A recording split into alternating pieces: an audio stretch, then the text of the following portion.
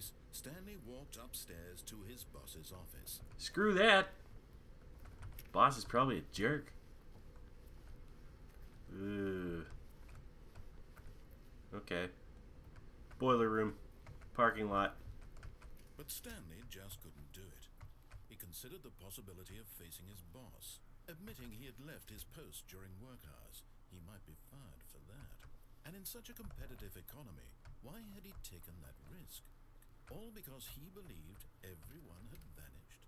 His boss would think he was crazy. And then something occurred to Stanley. Maybe, he thought to himself, maybe I am crazy.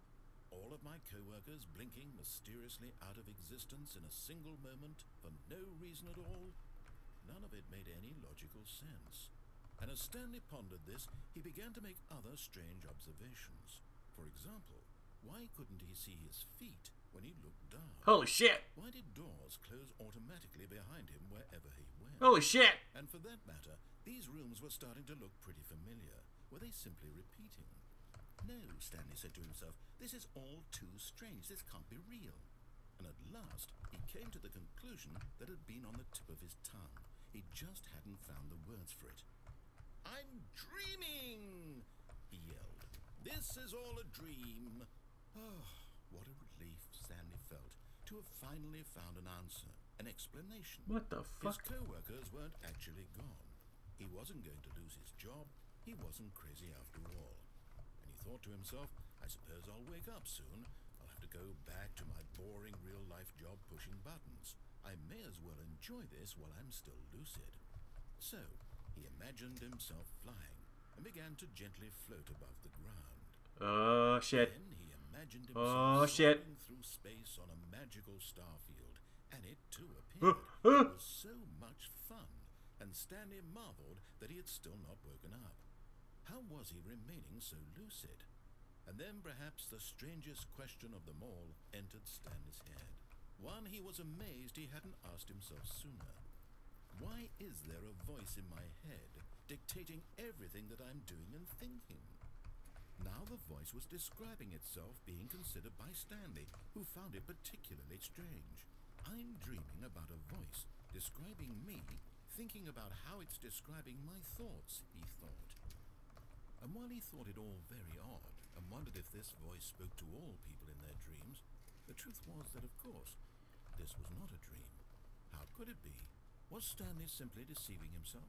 Believing that if he's asleep, he doesn't have to take responsibility for himself? Yeah. Stanley is as awake right now as he's ever been in his life. So what about the hallucinations? These words was quite a shock to Stanley. After all, he knew for certain, beyond a doubt, that this was in fact a dream. Did the voice not see him float and make the magical stars just a moment ago? How else would the voice explain all that? This voice was a part of himself too. Surely, if he could just... He would prove it. He would prove that he was in control, that this was a dream.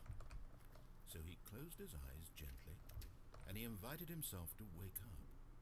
He felt the cool weight of the blanket on his skin, the press of the mattress on his back, the fresh air of a world outside this one. Yeah. Let me wake up, he thought to himself. I'm through with this dream. I wish it to be over. Let me go back to my job. Let me continue pushing the buttons. Please. It's all I want. Not really. I want my apartment, and my wife, and my job. I'm not married. All I want is my life exactly the way it's always been. My life is normal. I am normal. Everything will be fine. Mm-hmm. I am okay.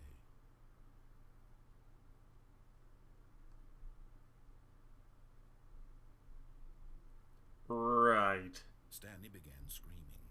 Please, someone, wake me up. My name is Stanley. I have a boss. I have an office. I am real. Please, just someone tell me I am real. I must be real. I must be. Can anyone hear my voice? Who am I? Who am I? And everything went black. Okay. This is the story of a woman named Mariella. Mariella woke up on a day like